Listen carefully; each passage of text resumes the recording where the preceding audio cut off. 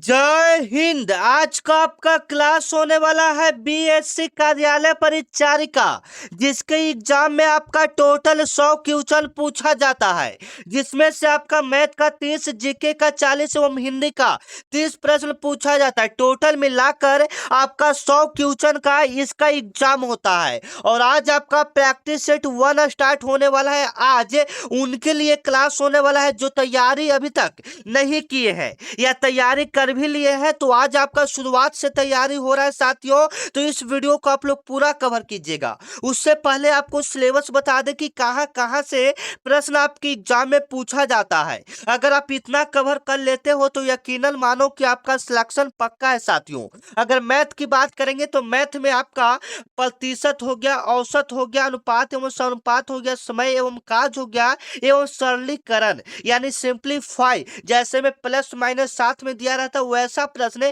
यहाँ से आपकी एग्जाम में मैथ से पूछा जाएगा साथियों। ये 6 ऐसे टॉपिक है जहां से प्रश्न आपके एग्जाम में बार बार रिपीट होता है मैथ में। अगर जीके की बात करेंगे तो इतिहास और भूगोल हो गया, बिहार का जो भी इतिहास और भूगोल है, जैसे में बिहार का क्षेत्रफल कितना हो गया, बिहार कब आजाद हुआ था, ये सब। भारतीय संविधान से संबंधित आपके एग्जाम में प्रश्न पूछा जाता है। योजना और नियुक्ति, स्वतंत्रता संग्राम एवं समान विज्ञान यानी जीएस यानी साइंस से इंपॉर्टेंट प्रश्न भी पूछे जाते हैं। अगर हिंदी की बात करेंगे साथियों तो हिंदी में मुहावरा और लोकोक्ति हो जाएगा, पर्यायवाची और विलोम शब्द हो गया, संधि और समास हो गया, वर्तनी शुद्ध शब्द हो गया और गद्यांश हो गया। ये तीनों में यहाँ यहाँ से मुख्य रूप से प्रश्न आपकी एग्जाम में पूछा जाता है। अगर आप ये तीनों पर अच्छा पकड़ बना लेते हो, जो 5-5 टॉपिक आपकी बताए हैं, अगर आप उस पर मेन पकड़ बना लेते हो साथियों, तो आपका इस बार बीएससी कार्यालय परिचारी में सिलेक्शन पक्का है।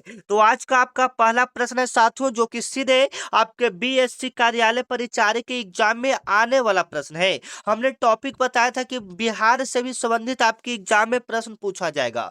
तो ये सवाल देखिएगा, भगवान बुद्ध को ज्ञान की प्राप्ति कहाँ हुआ था। ये जो सवाल है साथियों, मैं आपको कई बार ऐसे रिपीट करवा चुका हूं, लेकिन ये सवाल नया हम लोग स्टार्ट करें। आज आपका प्रैक्टिस सेट शुरुआत से स्टार्ट हो रहा है। जो बच्चे नए हैं, तैयारी नहीं किए हैं, तो इस क्लास को आप पूरा कवर कीजिएगा, ठीक है, क्योंकि यह क्लास खासकर आपके लिए होने वाला है जो एकदम शुरुआत से तैयारी करना चाहते हैं, ठीक है। भगवान बुद्ध को ज्ञान की प्राप्ति कहाँ हुआ था साथियों, सभी कोई बच्चे इसका राइट आंसर दे रहे हैं, सर बोध गया में हुआ था, बोध गया में हुआ था। इसके बारे में आपको संपूर्ण जानकारी देंगे साथियों, आप यहाँ पर देख सकते हैं, ठीक है। इसके बारे में यहाँ पर हम जानकारी भी लाए हैं साथियों, ताकि आपको कोई दिक्कत न हो। इससे संबंधित जो भी प्रश्न आपके एग्जाम में पूछा जाएगा आप यहाँ पर कवर कर सकते हैं। जैसे में भगवान बुद्ध को जो ज्ञान की प्राप्ति हुआ था वह बोध गया में हुआ था, हमने अभी ऊपर 4 ऑप्शन के साथ देखा। लेकिन यह किस नदी के तट पर हुआ था, तो निरंजना नदी के तट पर हुआ था, याद रखिएगा। और पीपल ब्रिज के नीचे हुआ था, यह भी याद रखिएगा। जैसे में भगवान बुद्ध का जो ज्ञान की प्राप्ति हुआ था वह निरंजना नदी के तट पर पीपल ब्रिज के नीचे हुआ था, आप याद रखिएगा साथियों। आपके एग्जाम में ये सवाल पूछा जाता है कि किस नदी के तट पर हुआ था, निरंजना नदी के तट पर हुआ था। और बात करेंगे कि इन्होंने अपना प्रथम उपदेश कहाँ दिया था, आपके एग्जाम में पूछा जाता है भगवान बुद्ध ने अपना प्रथम उपदेश कहाँ में दिया था, तो सारनाथ में दिया था। आपका बिल्कुल सही जवाब होना चाहिए, सारनाथ में इन्होंने अपना पहला उपदेश दिया था।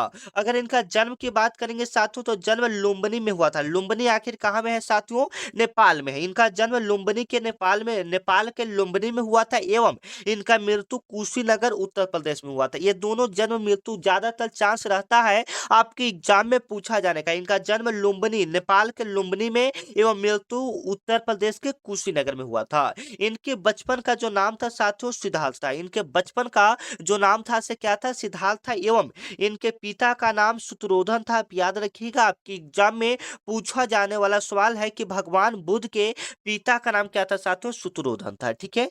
चलिए, अगर आप शुरुआती क्लास करना चाहते हैं एकदम शुरुआत से, तो आज आपका क्लास होने वाला है, ठीक है ना। हम यहाँ पर लगातार आपको 20 प्रैक्टिस सेट आपको ऐसे ही करवाएंगे। अगर इस क्लास पर 10,000 के आसपास व्यूज आ जाता है साथियों, तो हम आपको डेली एक एक प्रैक्टिस सेट देंगे। अगला नंबर सवाल है कि आर्य समाज का स्थापना किसने किया था। एकदम इंपॉर्टेंट सवाल है, मैं आपको कई बार करवा भी चुका हूँ। प्रैक्टिस सेट 1 है, तो इसमें जो भी इंपॉर्टेंट सवाल है वो आपको हम बताएंगे। तो इसका जवाब आप लोग दीजिएगा साथियों, मैं आपको ऐसे कई बार बता चुका हूँ। तो आर्य समाज का स्थापना स्वामी दयानंद सरस्वती ने किया था। आर्य समाज का स्थापना किसने किया था? स्वामी दयानंद सरस्वती ने किया था। बी ऑप्शन आपका क्या हो जाएगा? बिल्कुल राइट हो जाएगा साथियों। जो सीधे आपकी एग्जाम में पूछा जाएगा, आर्य समाज का स्थापना किसने किया था? स्वामी दयानंद सरस्वती ने किया था।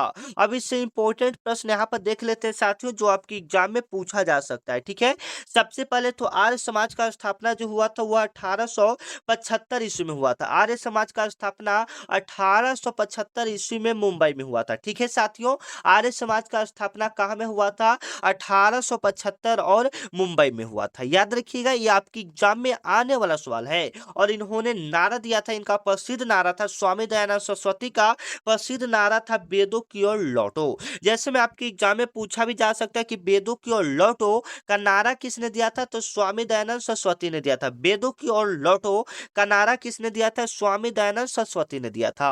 और इनका एक पुस्तक था जिनका नाम था, जैसे में आपकी एग्जाम में पूछा जाएगा सत्यार्थ प्रकाश किनकी पुस्तक है, किनका पुस्तक है सत्यार्थ प्रकाश? तो याद रखिएगा, स्वामी दयानंद सरस्वती का सत्यार्थ प्रकाश पुस्तक है।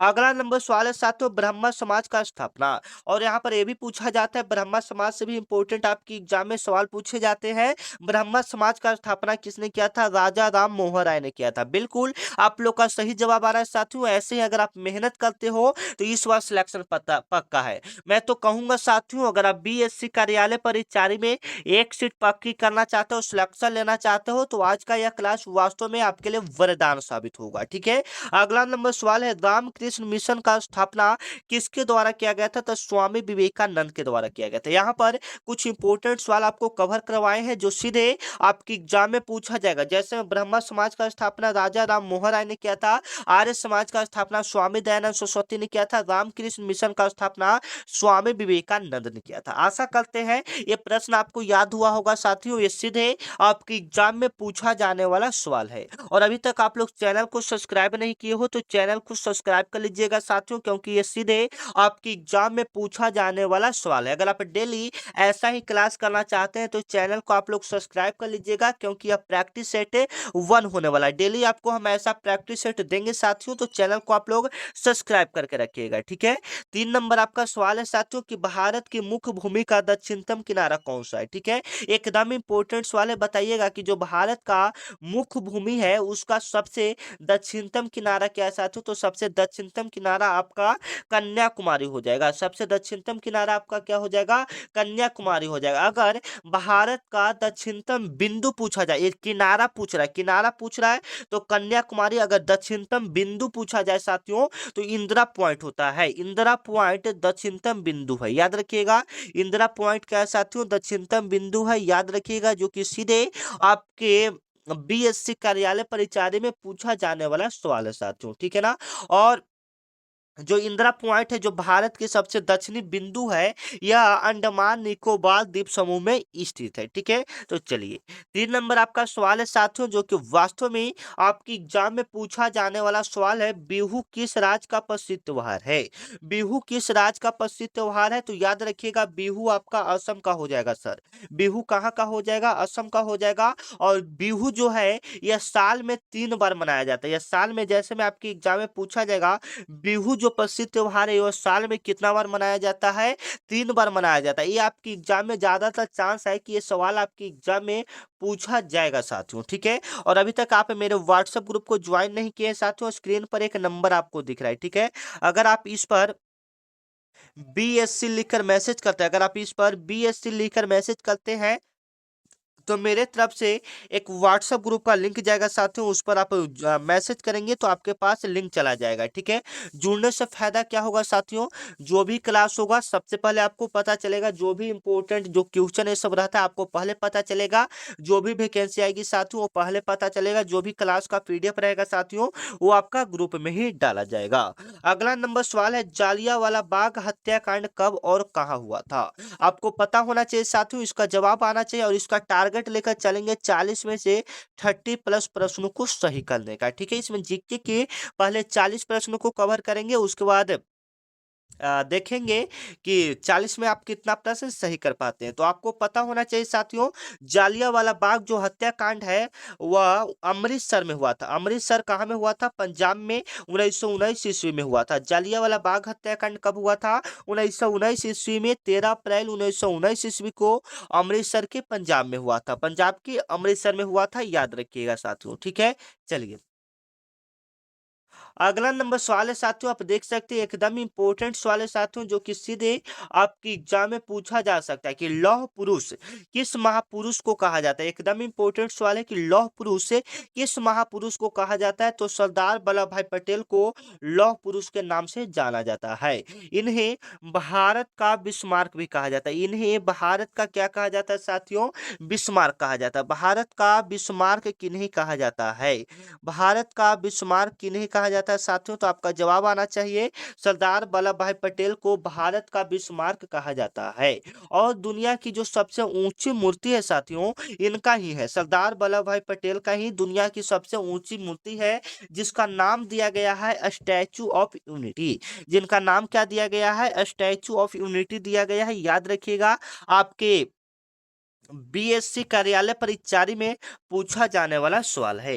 अगला नंबर सवाल है क्षेत्रफल की दृष्टि से, क्षेत्रफल की दृष्टि से भारत में सबसे छोटा राज्य कौन सा है? क्षेत्रफल की दृष्टि से भारत का सबसे छोटा राज्य कौन सा साथियों? तो बड़ा पूछेगा तो आपका क्षेत्रफल की दृष्टि से राजस्थान, सबसे बड़ा पूछेगा तो राजस्थान, एवं सबसे छोटा पूछेगा तो क्या होना चाहिए? गोवा होना चाहिए। ये दोनों याद रखिएगा साथियों, ये दोनों आपके बीएससी कार्यालय परिचारी के एग्जाम में पूछा जाने वाला सवाल है। क्षेत्रफल की दृष्टि से भारत का सबसे छोटा राज्य राजस्थान, और सबसे छोटा गोवा, और सबसे बड़ा राजस्थान हो जाएगा साथियों। ठीक है, आशा करते हैं ये सवाल आपको याद हुआ होगा, आपके एग्जाम में पूछा जाने वाला सवाल है। चलिए अगला नंबर सवाल है कि दिल्ली भारत की राजधानी कब बनी थी साथियों? सभी बच्चे को पता होना चाहिए, दिल्ली भारत की राजधानी कब बनी थी। तो दिल्ली जो भारत की राजधानी बनी थी वह बनी थी 1911 ईस्वी में। दिल्ली भारत की राजधानी कब बनी थी? 1911 ईस्वी में। इसका पहले जो राजधानी था साथियों वो कोलकाता था। दिल्ली मतलब भारत की राजधानी पहले कहाँ था? कोलकाता था। अब इसको 1911 ईस्वी में चेंज करके क्या कर दिया गया? दिल्ली कर दिया गया। ठीक है ना, चलिए अगला नंबर सवाल है, ओणम किस राज्य का प्रसिद्ध त्योहार है? बताइएगा साथियों, ओणम किस राज्य का प्रसिद्ध त्योहार है? तो यह केरल का, यह कहाँ का है? केरल का महत्वपूर्ण त्योहार है। और त्योहार से संबंधित प्रश्न आपके बीएससी कार्यालय परिचारी के एग्जाम में पूछा जाता है साथियों। ठीक है ना, चलिए 10 नंबर आपका सवाल है, बताइएगा वास्को डी गामा भारत कब आया था? बताइएगा साथियों, 10 नंबर एकदम इंपॉर्टेंट सवाल है साथियों, जो सीधे आपके एग्जाम में पूछा जा सकता है। वास्को डी गामा भारत कब आया था? तो 1498 ईस्वी में आया था। 1498 ईस्वी में वास्को डी गामा भारत आया था साथियों, याद रखिएगा। ठीक है, और कहाँ पर आया था? तो सबसे पहले केरल में आया था। केरल में कहाँ पर आया था? तो कालीकट, कालीकट एक बंदरगाह है, वहां पर सबसे पहले पहुंचा था। ठीक है, वास्को डी गामा भारत कब आया था? 1498 ईस्वी में आया था, केरल के कालीकट के बंदरगाह पर आया था। ठीक है ना, चलिए 11 नंबर हम लोग सवाल चलते हैं साथियों। अब जो सवाल है वो सीधे आपकी एग्जाम वाला सवाल है, संविधान सभा का। संविधान से प्रश्न है साथियों, संविधान सभा का प्रारूप समिति के अध्यक्ष कौन थे? बताइएगा, जो संविधान सभा के प्रारूप समिति के अध्यक्ष थे वो कौन थे साथियों? तो डॉक्टर भीमराव अंबेडकर संविधान सभा के प्रारूप समिति के अध्यक्ष थे। प्रारूप समिति के टोटल 7 सदस्य थे, याद रखिएगा, आपके एग्जाम में पूछा जाएगा प्रारूप समिति के टोटल कितने सदस्य थे? तो 7 सदस्य थे, याद रखिएगा, आपके एग्जाम में पूछा जाने वाला सवाल है। और डॉक्टर भीमराव अंबेडकर को संविधान सभा का जनक भी कहा जाता है साथियों, याद रखिएगा। चलिए 12 नंबर आपका सवाल है साथियों, जो कि सीधे आपके एग्जाम में पूछा जाएगा कि भारत का राष्ट्रीय गान किसने लिखा था? जवाब आपका भी आना चाहिए, जो सवाल अगर आपको आए साथियों आप उसका जवाब कमेंट में दीजिएगा। भारत का राष्ट्रीय गान किसने लिखा था? बिल्कुल राइट आंसर आपका आ रहा है सर, रविन्द्रनाथ टैगोर ने लिखा था। रविन्द्रनाथ टैगोर ने लिखा था। इसको गाने के लिए 52 सेकेंड का टाइम दिया जाता है साथियों। इसको गाने के लिए कितना सेकेंड का टाइम दिया जाता है साथियों? 52 सेकेंड का टाइम दिया जाता है, याद रखिएगा, जो कि सीधे आपके एग्जाम में पूछा जाने वाला सवाल है साथियों। ठीक है ना, चलिए 13 नंबर आपका सवाल है, जवाब दीजिएगा। जय जवान जय किसान का नारा किसने दिया था? जय जवान जय किसान का नारा किसने दिया था साथियों? याद रखिएगा, लाल बहादुर शास्त्री ने जय जवान जय किसान का नारा दिया था। बी ऑप्शन आपका क्या होगा? बिल्कुल राइट हो जाएगा, जो सीधे आपके बीएससी कार्यालय परिचारी के एग्जाम में पूछा जाएगा कि जय जवान जय किसान का नारा किसने दिया था? लाल बहादुर शास्त्री ने दिया था। लाल बहादुर शास्त्री ने दिया था। कब दिया था? तो 1965 में दिया था। कब दिया था साथियों? 1965 में लाल बहादुर शास्त्री ने जय जवान जय किसान का नारा दिया था साथियों, याद रखिएगा, जो कि सीधे आपके एग्जाम में पूछा जाएगा। और कब दिया था? तो भारत पाकिस्तान का जब युद्ध हो रहा था, भारत पाकिस्तान का जब युद्ध हो रहा था, जैसे में आपके एग्जाम में पूछा जाएगा जय जवान जय किसान का नारा किस युद्ध में दिया गया था, तो भारत पाकिस्तान के युद्ध में दिया गया था। और बाद में जाकर जय जवान जय किसान जय विज्ञान, इसमें जय विज्ञान का नारा अटल बिहारी वाजपेयी ने जोड़ा था। जैसे में ये नारा था जय जवान जय किसान, लेकिन इसमें जय विज्ञान का नारा आपका अटल बिहारी वाजपेयी ने जोड़ा था। याद रखिएगा साथियों, जो कि सीधे आपके एग्जाम में पूछा जाने वाला सवाल है। अगला नंबर सवाल है कि सूर्योदय का देश के नाम से कौन सा देश प्रसिद्ध है? यानी एक तरफ से जीके का सवाल है कि सबसे पहले सूर्य कहाँ उगता है साथियों। सूर्योदय का देश पूछेगा तो ये आपका जापान हो जाएगा। सबसे पहले जो सूर्य उगता है वह जापान देश में ही उगता है, आप याद रखिएगा। अगर भारत की बात करेगा कि भारत में सबसे पहले सूर्य कहाँ उगता है साथियों, तो यह आपका अरुणाचल प्रदेश में। सबसे पहले सूर्य कहाँ उगता है? अरुणाचल प्रदेश में, याद रखिएगा। सबसे पहले सूर्य कहाँ उगता है साथियों? अरुणाचल प्रदेश में, याद रखिएगा, जो कि सीधे आपके एग्जाम में पूछा जाने वाला सवाल है। चलिए 15 नंबर आपका सवाल है साथियों, भारत का राष्ट्रीय जलीय जीव कौन सा है? भारत का राष्ट्रीय जलीय जीव कौन सा है साथियों? तो गंगा डॉल्फिन है। भारत का राष्ट्रीय जलीय जीव कौन सा? गंगा डॉल्फिन है, सभी बच्चे को पता है। और इसे 2009 ईस्वी में, और इसे 2009 ईस्वी में राष्ट्रीय जलीय जीव घोषित किया गया था।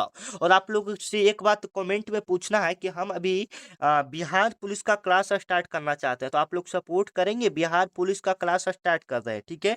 तो जो जो बच्चे बिहार पुलिस की तैयारी करना चाहते हैं, या फॉर्म उसका फिल तो अभी नहीं हो रहा है, लेकिन जो बच्चे भविष्य में तैयारी करना चाहते हैं, क्योंकि मई तक इसका फॉर्म आने वाला है साथियों, अगर आप इसका तैयारी करना चाहते हैं तो आप मेरे चैनल से कर सकते हैं। जो भी हम आपको पढ़ाएंगे वो बुक से पढ़ाएंगे, ठीक है। ऐसा वैसा सवाल नहीं, जो आने वाला सवाल है एवं जो पूछा गया सवाल है वही सवाल आपको हम करवाएंगे साथियों, ठीक है। तो तैयारी करना चाहते हैं तो एक बार जरूर बता दीजिएगा कि हाँ sir, UP sorry Bihar police का क्लास लाइए, ठीक है। अगर आप करना चाहते हैं तो कमेंट में जरूर बताइएगा, ठीक है ना। चलिए अगला नंबर सवाल है कि संविधान सभा का अस्थायी अध्यक्ष कौन था साथियों? संविधान सभा का अस्थायी अध्यक्ष कौन था? डॉक्टर राजेंद्र प्रसाद था, याद रखिएगा। बी ऑप्शन आपका क्या हो जाएगा?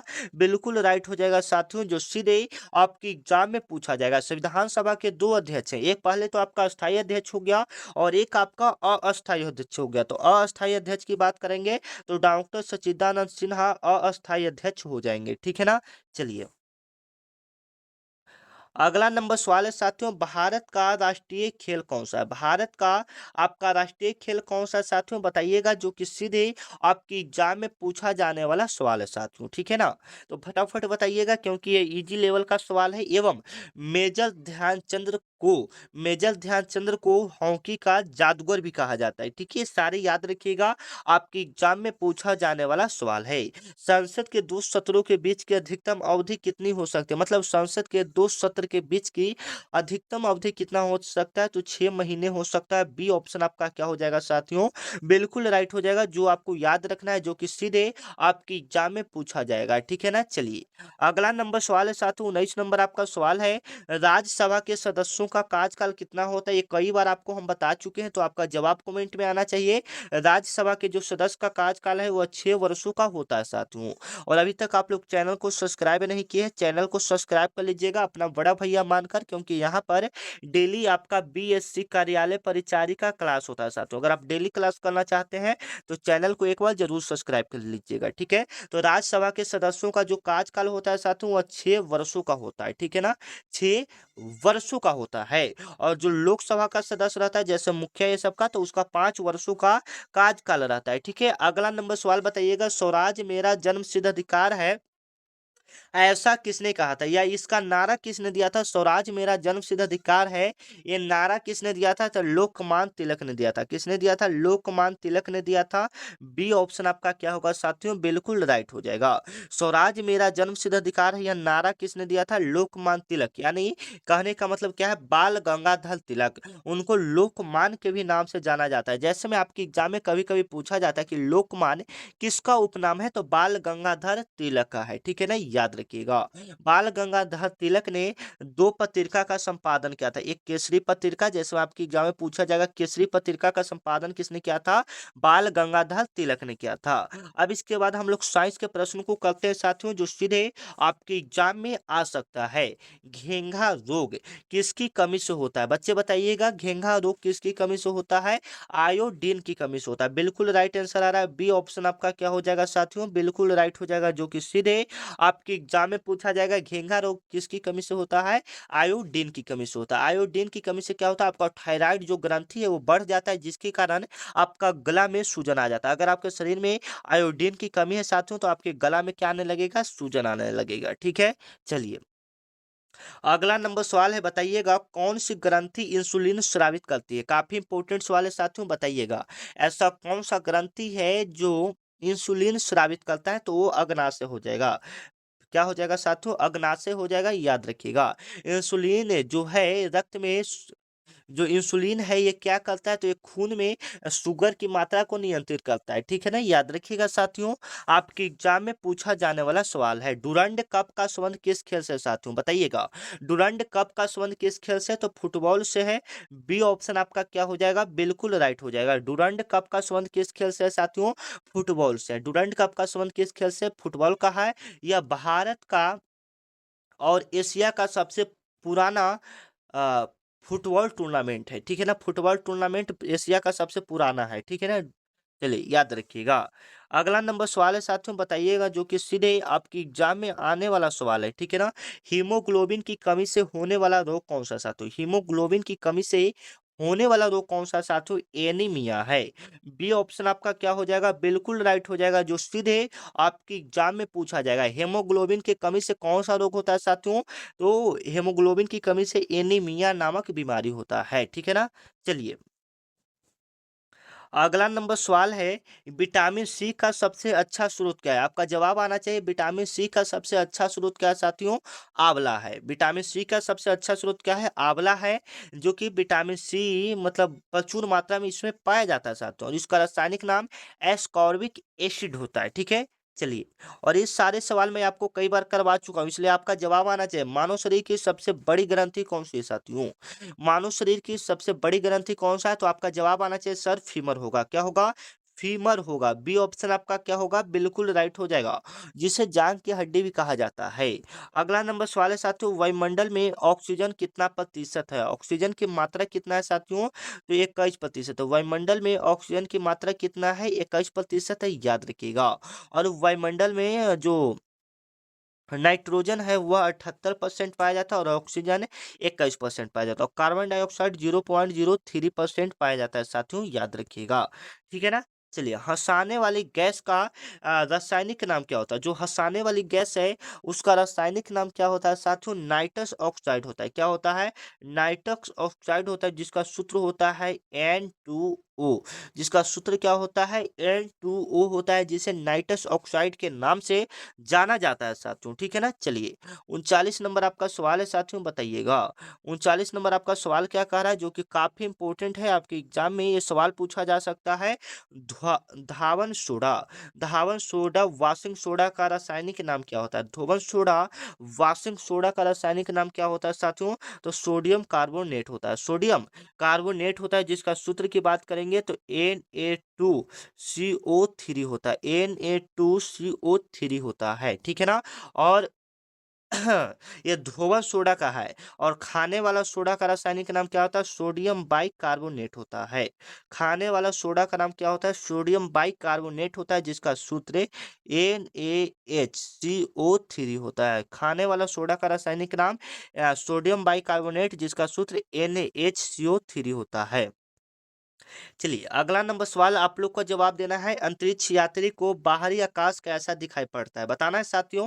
अंतरिक्ष यात्री को बाहरी आकाश कैसा दिखाई देता है? तो काला। जो अंतरिक्ष यात्री है अगर वो आकाश को दिखता है तो उसको काला दिखाई देगा। क्यों काला दिखाई देगा सर? इसका कारण क्या है? क्योंकि वायुमंडल में मतलब वायुमंडल न होने के कारण, जैसे मैं वहां पर देखिएगा तो अंतरिक्ष में वायुमंडल तो आपको मिलेगा नहीं, जिसके कारण वहां पर काला दिखाई देता है। ठीक है। अब बिहार से संबंधित यहाँ से कुछ इंपोर्टेंट प्रश्न करेंगे। जैसे में सिंपल सा प्रश्न है, बिहार का राजकीय वृक्ष कौन सा? साथियों आप लोग का जवाब है कमेंट में आना चाहिए। यहाँ पर जैसे में राजकीय पक्षी हो गया, पशु हो गया, फूल हो गया, ये सब आपको क्लियर कर लेना है। ठीक है। चलिए अगला नंबर सवाल आपको जवाब देना है। बिहार दिवस कब मनाया जाता है? एकदम इजी लेवल का सवाल है, जवाब दीजिए। बिहार दिवस कब मनाया जाता है? तो 22 मार्च को हम लोग बिहार दिवस मनाते हैं। सी ऑप्शन आपका क्या हो जाएगा साथियों? बिल्कुल राइट हो जाएगा, जो सीधे आपके बीएससी कार्यालय परिचारी में पूछा जाएगा। 1912 ईस्वी को बिहार एक अलग राज्य बना था। ठीक है ना। चलिए बिहार के प्रथम मुख्यमंत्री कौन थे साथियों? आपका जवाब आना चाहिए। तो डॉक्टर श्री कृष्ण सिंह बिहार के प्रथम मुख्यमंत्री थे। ए ऑप्शन आपका क्या हो जाएगा? बिल्कुल राइट हो जाएगा, जो सीधे आपके एग्जाम में पूछा जाएगा। इन्हें बिहार केसरी के नाम से जाना जाता है। इन्हें बिहार केसरी के नाम से जाना जाता है। ठीक है, याद रखिएगा साथियों। इन्हें किसके कौन सा नाम से जाना जाता है? बिहार केसरी के नाम से जाना जाता है। ठीक है। चलिए अगला नंबर सवाल है, महाबोधि मंदिर कहाँ स्थित है साथियों? 34 नंबर आपका सवाल है, महाबोधि मंदिर कहाँ स्थित है? तो ये आपका गया में। महाबोधि मंदिर कहाँ में स्थित है साथियों? गया में। सी ऑप्शन आपका क्या हो जाएगा? बिल्कुल राइट हो जाएगा, जो सीधे आपके एग्जाम में पूछा जाएगा। ठीक है ना। और इसको यूनेस्को के द्वारा इसको विश्व धरोहर में शामिल किया जा रहा है। ठीक है ना। चलिए गुरु गोविंद सिंह का जन्म कहाँ हुआ था साथियों? तो पटना साहिब में होता। पटना साहिब में गुरु गोविंद सिंह का जन्म हुआ था। ये सिखों के 10वें गुरु थे। ये सिखों के कौन से गुरु थे साथियों? 10वें गुरु थे और अंतिम गुरु थे। इनका जन्म 1666 ईस्वी में हुआ था। इनका जन्म 1666 ईस्वी में हुआ था और यह सिख गुरु के अंतिम गुरु और 10वें गुरु थे। ठीक है, आपको याद रखना है। चलिए 36 नंबर आपका सवाल है साथियों। कांवड़ झील बिहार के किस जिला में स्थित है? कांवड़ झील बिहार के किस जिला में स्थित है साथियों? तो यह बेगूसराय में स्थित है। किस जिला में? बेगूसराय में। ए ऑप्शन आपका क्या हो जाएगा? बिल्कुल राइट हो जाएगा साथियों, जो सीधे आपके एग्जाम में पूछा जाएगा। ठीक है ना। बिहार का सबसे कांवड़ सॉरी ये तो कांवड़ झील हो गया ना, कांवड़ झील ठीक तो है। हाँ चलिए 37 नंबर आपका सवाल है साथियों, बिहार का शोक किस नदी को कहा जाता है? बिहार का शोक किस नदी को कहा जाता है? तो सभी बच्चे को पता है, कोसी नदी को बिहार का शोक कहा जाता है। यहाँ से क्या क्या सवाल बन सकता है साथियों?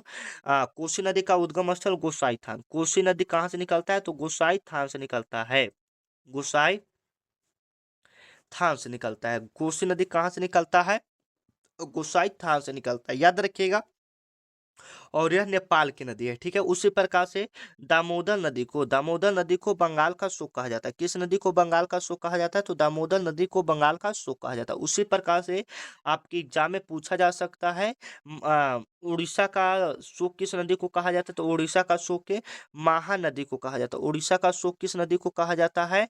महानदी को कहा जाता है। याद रखिएगा साथियों। आपके एग्जाम में पूछा जाने वाला सवाल है।